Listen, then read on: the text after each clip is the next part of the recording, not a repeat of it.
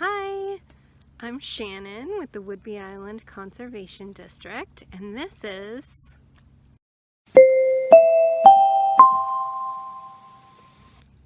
our conservation district. Gets state and local funding, and we're also funded through grants. Grant projects allow us to focus our time and energy on specific areas or conservation actions that benefit the community. So I am here at beautiful Penn Cove in central Whidbey to tell you about one of the grants that we have right now called the Penn Cove Near-Term Action, or Penn Cove NTA. Penn Cove is an iconic part of Whidbey Island, and we want to keep it and protect the water quality here, even as we continue to develop and just live out our lives as humans. One of the things that threatens the water quality in Penn Cove is the quality of our stormwater. So the Penn Cove NTA is all about stormwater education and outreach and providing conservation practices to landowners to improve their stormwater quality. Our work on this grant has included workshops in the community, working with private landowners on installing conservation practices and actions on their property that improve stormwater, and education and outreach, which is my job. So let's do some of that now. Let's talk about what is stormwater. When I say stormwater, what am I talking about? So all the rain and snow and moisture that falls out of the sky, once it hits the surface of the earth, we call that stormwater. In a natural system, all of that moisture would fall on a lot of vegetation and soil that has a lot of organic materials on top of it. All of that vegetation and soil absorbs a lot of water. What we have in our developed areas is we have a lot of surfaces that don't absorb water, and we call that impermeable surfaces. So impermeable surfaces would be roofs, driveways, sidewalks, roads. Even our lawns can be impermeable surfaces if the soil fertility is so low that that soil can't absorb water as it rains or as the water passes through, and it just rushes off the lawn into the storm drain or the retention pond. That would still be considered an impermeable surface.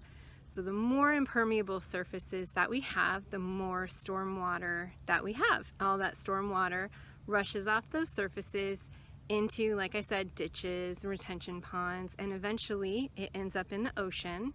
The basin in which your stormwater ends up is your watershed.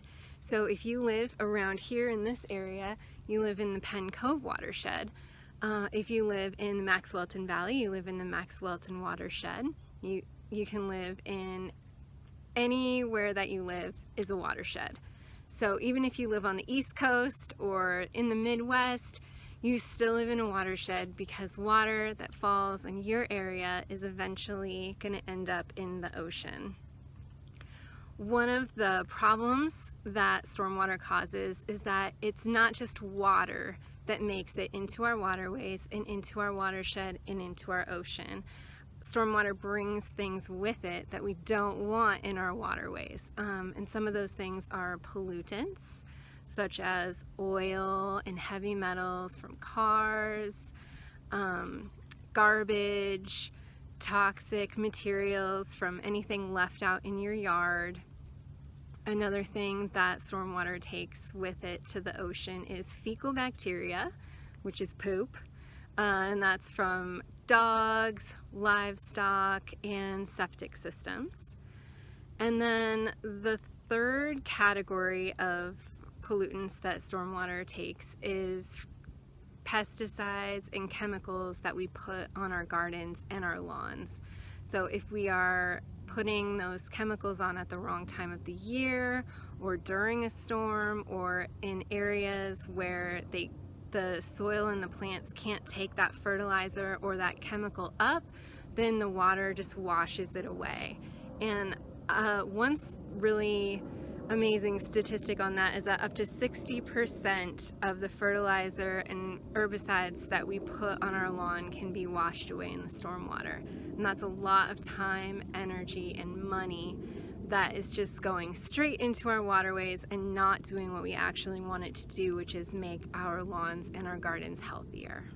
We have two types of stormwater pollution. We have point source and non-point source pollution. So point source pollution would be if the waterway is being polluted by a factory or a big farm or something like that, where you can pinpoint exactly where most of that pollution is coming from, and then you can just work with that in that area with that entity to try to reduce pollution. But in Penn Cove and a lot of areas around the Puget Sound, the pollution comes from non-point source pollution, which means that each of the little houses, each of the landscapes, each private property is contributing a small amount to pollution.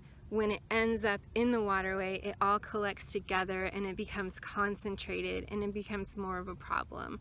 So what can we do? What can we do to make sure that our stormwater doesn't become too big of a problem, that it doesn't concentrate too much pollution into Penn Cove and into all of the watersheds surrounding our island?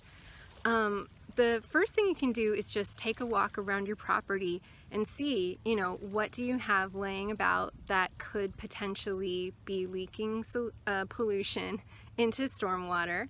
Where are all your impermeable surfaces? Do you need all of those impermeable surfaces? Could you add in green spaces or remove some of your concrete areas? Can you cover any of your toxins or old cars that might be sitting out in the yard?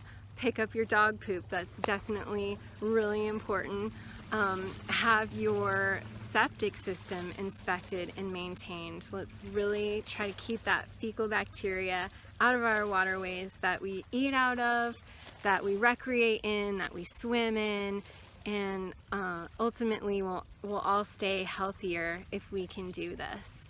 So I have a ton more actions and resources on our website, on our stormwater page.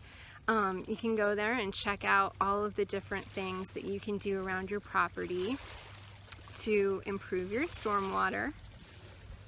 You can hear the waves behind me.